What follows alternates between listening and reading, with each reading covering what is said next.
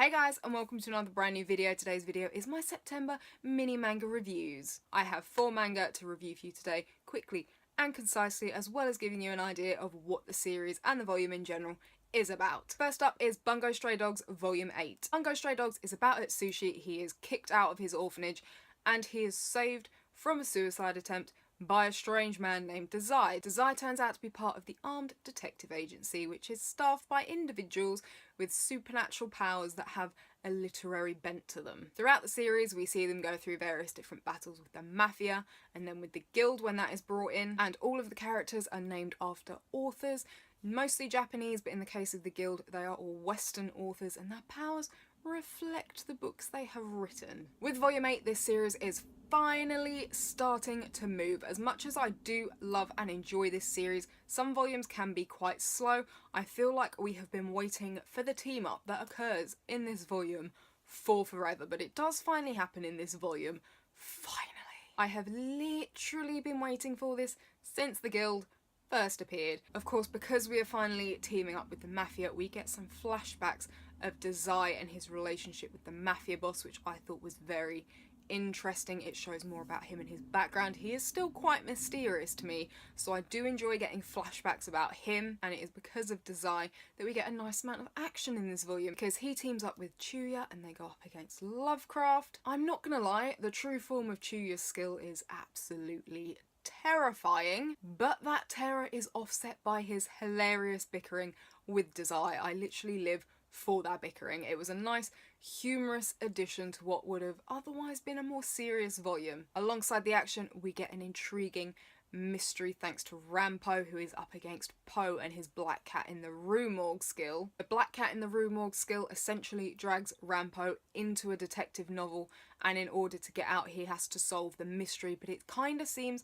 like a bit of an impossible mystery, and I honestly at one point thought he was totally done for. I was like, well, that's it. Not going to see Rampo again, he's going to be trapped in this novel for the rest of his life. But you know, the agency comes up triumphant once again. Volume 8 essentially gives us some epic team-ups and a lot of action, along with a little bit of mystery thrown in there too. But it does end on a bit of a dire cliffhanger, because Atsushi bumps into a Kutagawa on board the Moby Dick, which is, you know, about to destroy the city.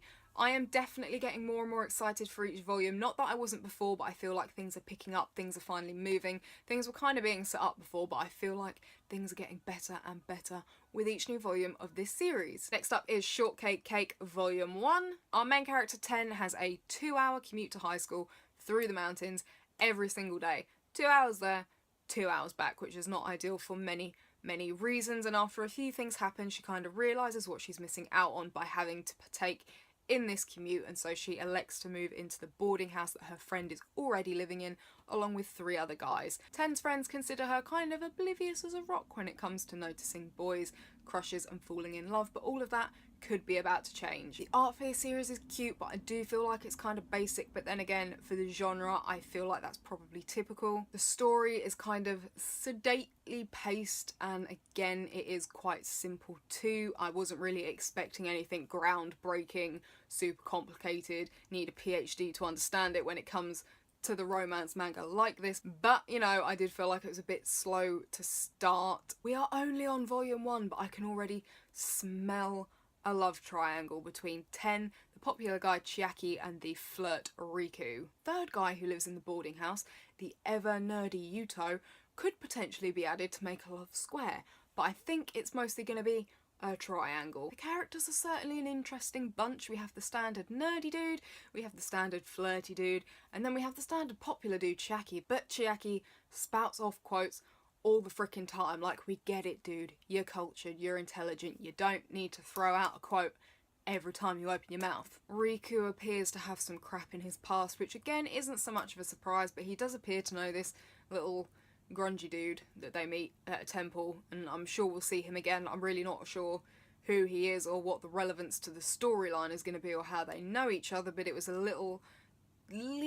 drop of intrigue to kind of pique my interest. Shortcake Cake is an easy, simple read. You can breeze through it in one sitting. Doesn't require more than 2 brain cells. I am still not entirely sure how I feel about this just on the one volume. A lot of the time I'll read one volume, immediately get a feel for the series, get hooked in.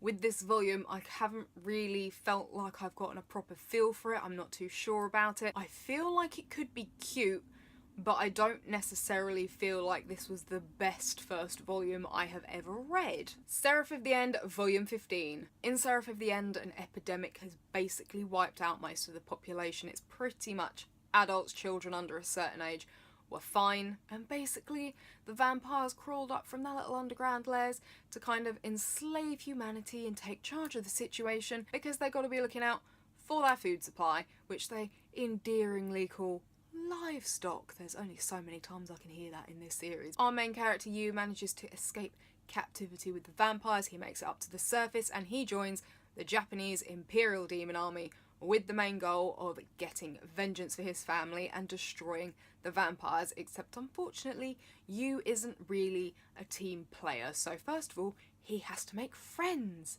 Yay! There have been some mind-blowing plot twists in the last few volumes, and apparently it's still not over yet because there are plenty more in volume 15, and honestly I am starting to get whiplash or something from all the plot twists and turns right now. I also feel like I'm going to get a nervous breakdown because I feel like I'm on edge reading these volumes. Gurren is back in this volume, and because Gurren is back, that means Maharu is back. I'm just going to come out and say it. She is one creepy bitch. I would really like it if she just stopped, but we still have to put up with her for the foreseeable future. Do I want to slap her though?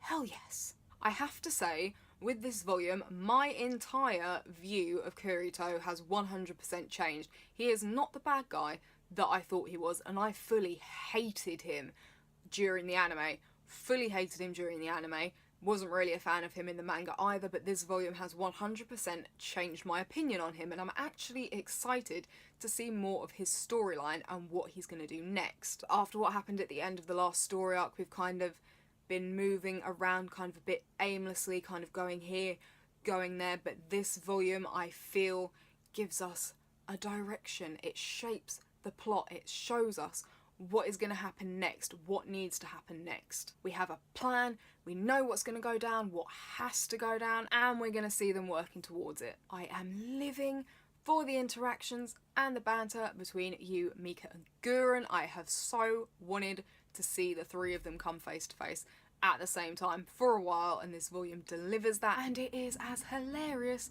as I thought it would be. I am also 100% loving the team up of Shinoa Squad with the Moon Demon Company, which is Gurren and co, and Crowley. It is freaking hilarious, and I am surprisingly here for it. I actually really like Crowley, I'm not gonna lie. I'd quite like to know more about him and his character and his past and his background, but I find him oddly hilarious. As usual, this series leaves me wanting more, and I am desperately in need of the next volume. Things are literally just picking up more and more. The series goes from strength to strength. I feel like it gets better and better, and it throws in some mind-blowing plot twists. Seven Deadly Sins, Volume 28. In the land of Britannia, Princess Elizabeth is seeking out the dreaded Seven Deadly Sins, who are a group of knights that were framed for the murder of one of the commanders of the Holy Knights. She needs to find them because she needs their help in order to free the kingdom from the grip of the now villainous Holy Knights.